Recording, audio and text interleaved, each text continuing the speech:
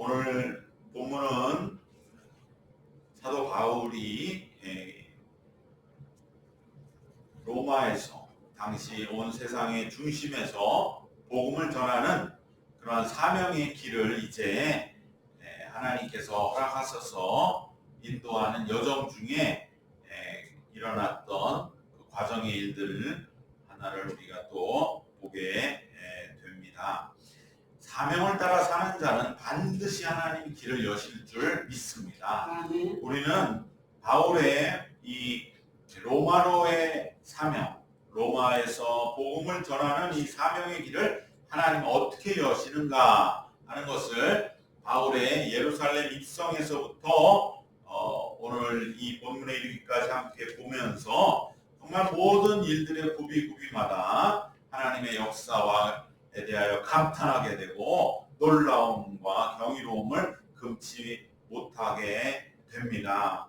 바울은 예루살렘에 이제 마지막 선교 보고를 하면서 또 이방 교회들로부터 받아온 헌금을 봉헌하여서 정말 어려움에 빠진 예루살렘 교회를 큰 힘을 주고, 그리고 이제 이방인들과 유대인들, 기독교인들이 하나가 되는 그러한 마지막 분명한 하나님의 화합을 선포하고, 그리고 자신의 주어진다면 순교도 이제는 마지막이라 생각하고 각오하고 들어왔습니다. 그런데 하나님은 놀랍게도 순교 직전에서 바울을 건져내시고, 그리고 로마 행정국가가 개입을 하도록 하셨습니다. 이제 목숨을 이어가게 된 바울, 어떻게 보면 인간적으로 목숨을 건진 바울은 이제 하나님의 뜻은 순교가 아니라 선교라고 하는 것을 깨닫고, 이제는 오히려 수동적이고 소극적인 모습에서 적극적으로 자신의 목소리를 내고 어필을 하게 되었던 것입니다. 그래서 내가 로마 시민이다라는 것도 그때 비로소 밝히게 되므로 우리는 이것을 볼 때 하나님은 바울을 진작부터 로마 시민으로 신분을 주신 그 하나님의 그러한 놀라운 예비하심, 그래서 이방인 선교 중 특히 로마 선교에 합당한 자로 바울을 준비시켜 놓으셨다는 것을 다시 한번 발견하게 되고, 정말 하나님의 이 놀라운 예비시킴을 우리들이 분명히 목격을 하게 됩니다. 이제 바울의 모든 신병은 로마의 보호를 받게 되었고요, 정식 시민으로서의 대우를 받게 되니까 바울을 죽이려 했던 유대인들의 눈으로는 어떻게 이 상황이 보이겠습니까? 여전히 그 유대 제사장들은 물론 유대인 사회에서는 지체가 높았지만 로마인의 입장에서는 로마 시민인 바울보다는 더 낮은 사람들이죠. 그들은 어디까지나 유대인이기 때문에 그렇게 볼 때 유대인의 눈으로 보면 자기들은 여전히 식민지 백성인데, 오히려 바울이 로마 시민이라는 특권층처럼 하루아침에 이러한 대우와 대접을 받는 것을 보면서 인간적으로는 아주 심기가 상하고 뒤틀렸겠던 것이죠.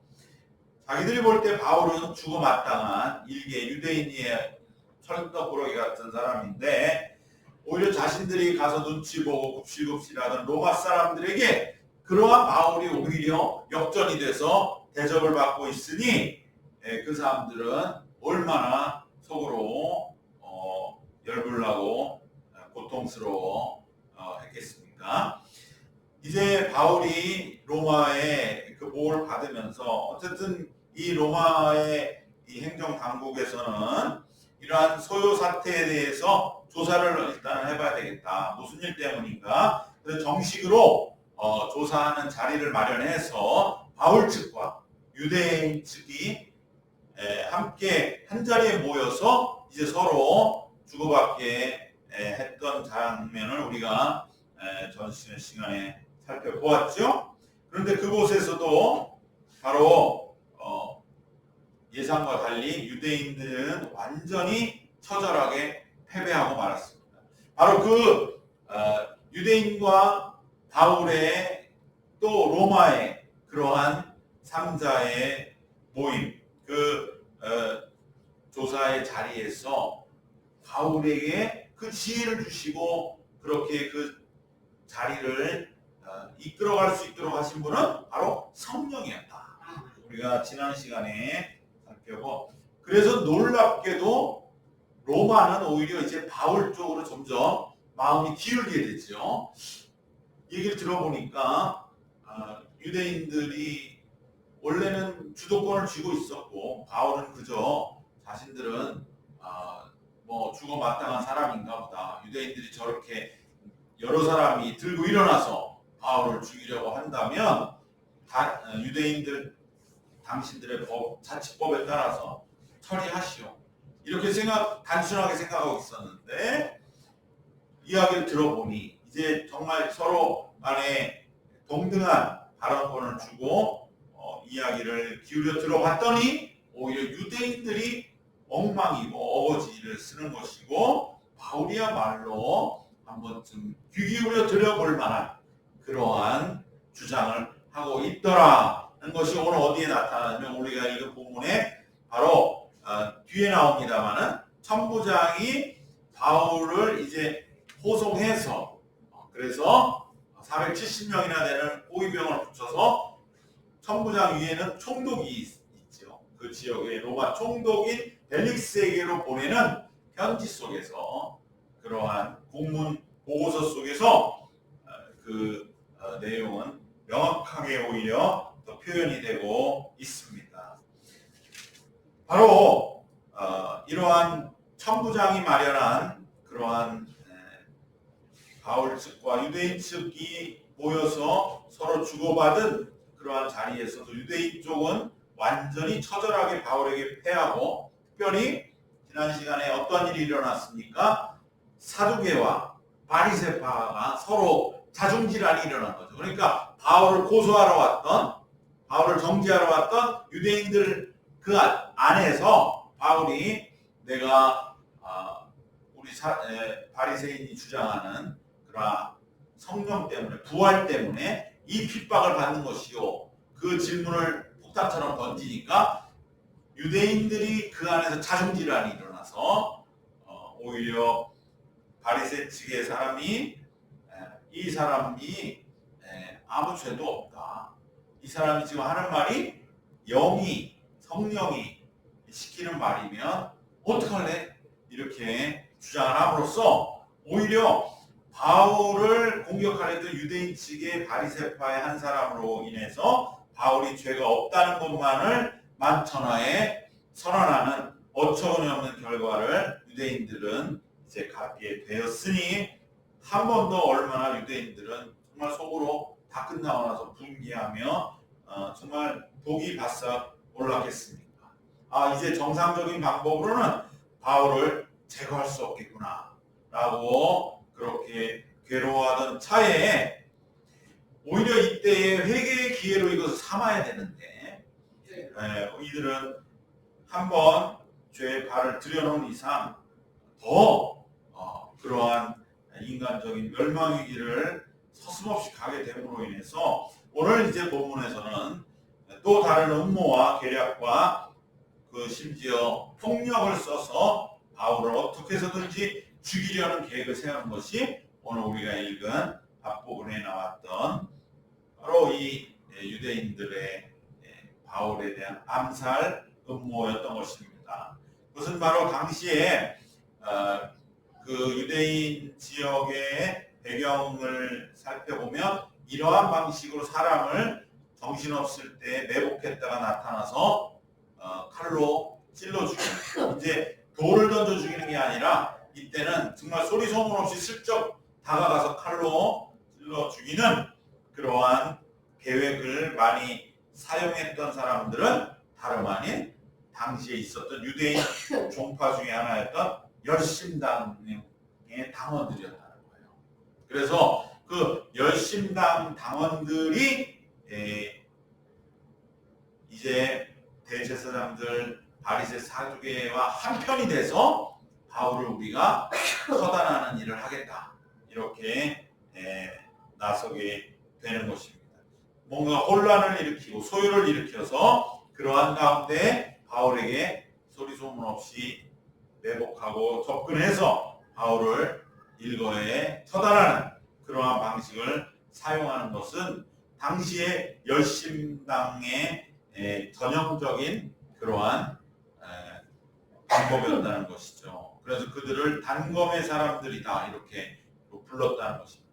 즉 다시 말하면 이것은 열심당원들도 바울을 죽이는 쪽에 한편이 됐다. 왜냐하면 당시의 열심당은 물론 성전을 비판하고 성전이 타락했기 때문에 자기네들은 광야로 가서 공동체를 이루고 생활하면서 성전을 비판했지만 자기네들도 율법을 무시하는 바울은 가만두고 볼 수가 없다. 그래서 당시에 서로 대립하던 예루살렘 성전의 대제사장들과 열심당들이 바울을 죽이려는 하나의 목적 아래에서는 하나로 타협하는 그러한 모습이 된 것입니다. 이것은 마치 예수님이 십자가 죽으실 때에 당시에 서로를 혐오하던 예루살렘 성전의 대제사장과 헤롯 일당이 합해가 돼서 동시에 예수님을 십자가로 몰아낸 것과 같습니다. 이처럼 사탄의 세력, 불의의 세력은 이러한 하나의 악의 목적을 밑에서는 하나를 협력해서 그렇게 타협하고 손을 잡는 그 모습을 우리에게 오늘 보여주고 있죠. 예수님에게도 마찬가지였고 바울에게도 마찬가지였던 것입니다.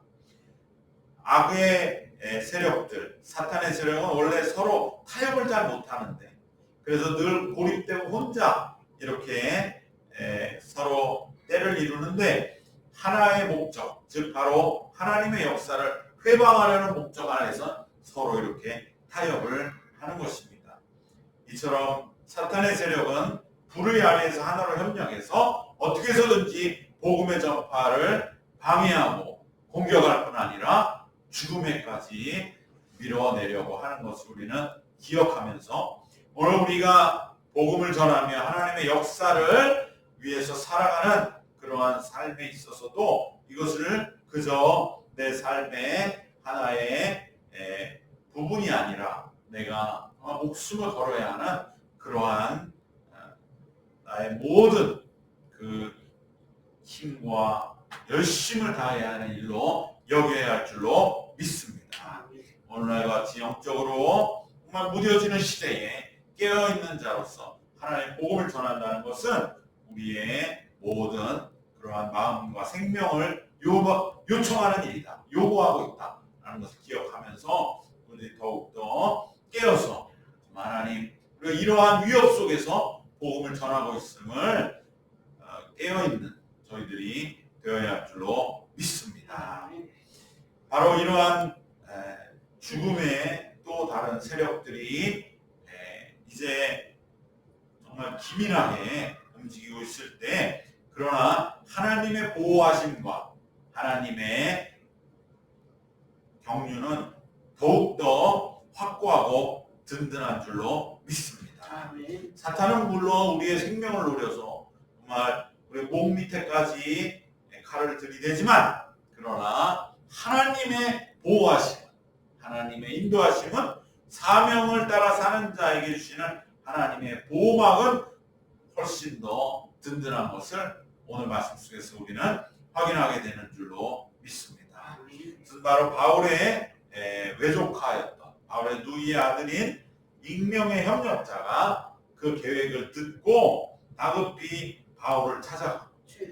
그 바울을 찾아가니까 바울은 자기를 담당하고 있던 백부장에게 얼른 이 사람을 천부장에게로 좀 인도해 주시기 지금 중요하게 할 얘기가 있습니다. 내 생사가 달린 문제입니다. 이렇게 얘기할 때에 백부장은 그 사람 외조카를 데리고 천부장에게로 가고 천부장은 그에게 모든 자초지종의 이야기를 듣게 되는 것입니다.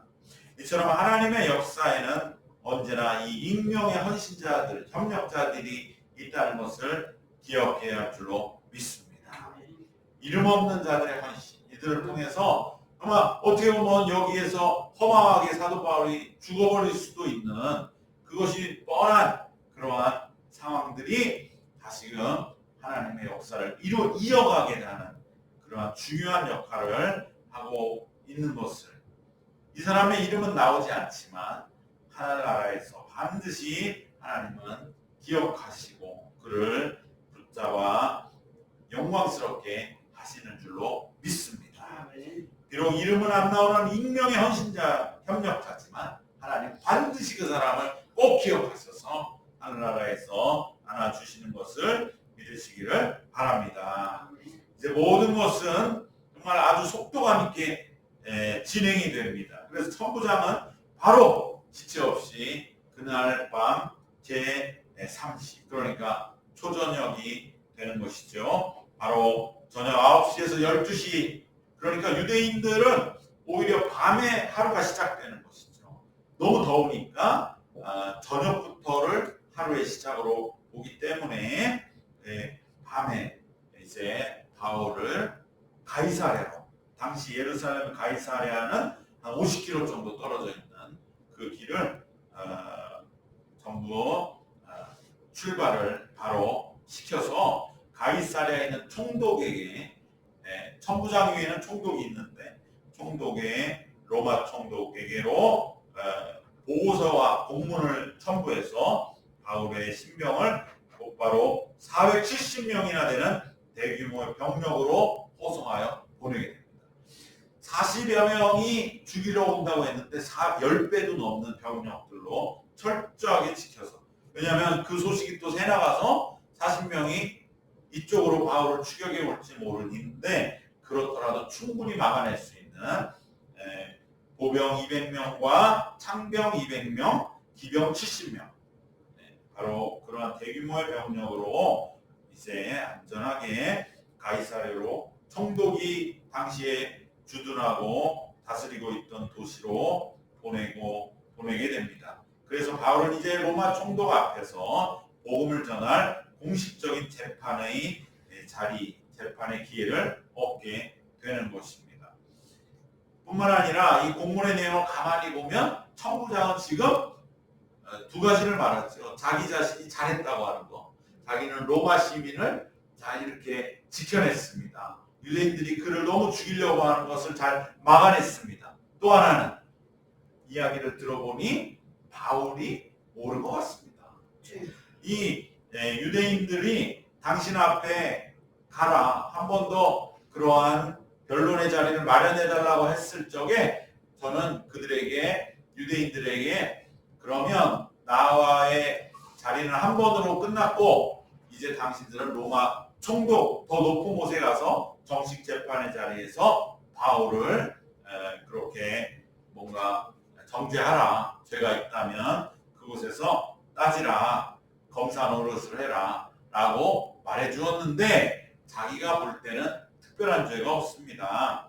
29절 말씀에 보면 고발하는 것이 그들의 율법의 문제에 관한 것뿐이요 한 가지도 죽이거나 결박할 사유가 없음을 발견하였나이다. 그러니까 천부장도 이미 바울의 편에서 추천하고 인정해주는 그러한, 어떻게 보면은 공문서를 통해서 오히려 총독은 그것을 보면 어떠한 마음으로 보겠습니까? 유대인들과 바울 편 양측의 주장을 들을 때 아무래도 이제는 바울의 편에 서서 귀를 열게 되는 그러한 이 역사를 보면 정말 하나님이 얼마나 놀랍게 역사하십니까? 원래 로마 총독은 유대인들의 눈치를 보는 것이죠. 물론 자기가 총독이지만 그래도 자기가 다스리는 유대 백성들이 너무 막 소요를 일으키면 자기 입장이 난처해지잖아요. 그 대표적인 사람이 본디오 빌라도 아닙니까? 그러니까 자기가 예수님을, 유대인들이 소동을 일으킬 것 같으니까 예수님을 넘겨준 거 아니에요. 근데 바울은 거꾸로죠. 오히려 바울이 더 맞다. 천부장도 그렇게 나한테 보고서를 올렸고, 그러니 유대인들의 눈치를 볼 필요 없이 보다 우리가 객관적으로 귀가 열리게 되고 그 열린 그러한 마음의 바울의 복음이 이제 씨앗이 떨어지게 되는 것입니다. 이 과정 하나하나 놀라운 것이죠. 예수님도 어떻게 보면 로마의 보호를 받지 못했는데 그래서 그냥 십자가에 달려 돌아갔었는데 바울을 인간적으로 보면은 더 어떻게 보면은 역할이 바울은 하나님의 복음을 전하는 역할이었고 예수님은 구세주로서 우리의 십자가의 피를 바치는 제물의 역할을 하나님이 주신 것이죠. 그것처럼 하나님은 복음 전파의 사명을 주시고 그 사명을 주신 주님은 반드시 그 복음을 전할 길을 열어 주시는 것을 기억하시기를 바랍니다. 오늘 우리에게도 하나님은 반드시 사명 안에서 주님의 역사와 인도하심으로 우리를 이끌어 가실 줄로 믿습니다. 이 사명이 조금도 흔들리지 말고 다만 내가 하나님의 인도하심 위에 함께 지금 합류하고 있는가? 내가 동행해서 하나님의 길을 한 반걸음 정말 하나님과 뒤따르며 또 하나님의 길을 함께 동행하고 있는가? 그 은혜를 누리고 있는가? 그것을 우리가 늘 깨어 감찰하면서 하나님 나에게도 반드시 사명을 주신 하나님께서 우리에게 그러한 이 하나님의 사명을 이루게 하실 줄로 믿습니다. 그 믿음으로 오늘도 변함없이 내게 주신 사명의 길을 허락하여 주시는 것을 믿고 바울과 같이 로마로 가는 그 길을 기억하면서 우리의 믿음의 로마를 향해서 한 걸음 한 걸음 나아가는 우리 모두 되시기를 주님의 이름으로 축원합니다. 기도하겠습니다. 사랑과 은혜가 충만하신 하나님, 사명을 주신 자는 반드시 하나님이 지키시고 목숨에 자신의 생명의 위협에서도 건지시고 하나님의 놀라운 보호 아래에서 반드시 지키시사 사명을 이루게 하심을 말씀 속에서 함께 나누면서 내게 주신 사명도 반드시 하나님이 이루게 하실 날이 올 줄 믿고 하나님께 기도하며 주님께 의탁하게 하심을 감사드립니다. 사탄 마귀 세력들은 우리의 생명을 노리면서 우리의 삶의 기반과 우리의 존재의 근거를 뒤흔들면서 우리를 무너뜨리려 도전해 오지만 하나님의 보호하심은 훨씬 더 크고 훨씬 더 강력함으로 이 모든 위협들을 이기고 승리하는 길로 우리를 인도해 주실 줄 믿습니다. 능히 감당하고 동행하고 협력하고 합류하고 하나님의 인도하심에 동참하여서 우리의 주신 사명을 그 은혜를 누리며 한 걸음 한 걸음 주님과 나아가는 우리 남은 생이 되도록 인도하시고 이끌어 주시옵소서. 감사드리오며 주님과의 동행의 사명의 길을 날마다 찬양하옵고 걸어가게 하실 줄 믿사옵고 우리 주님 예수 그리스도의 이름으로 기도드리옵나이다. 아멘.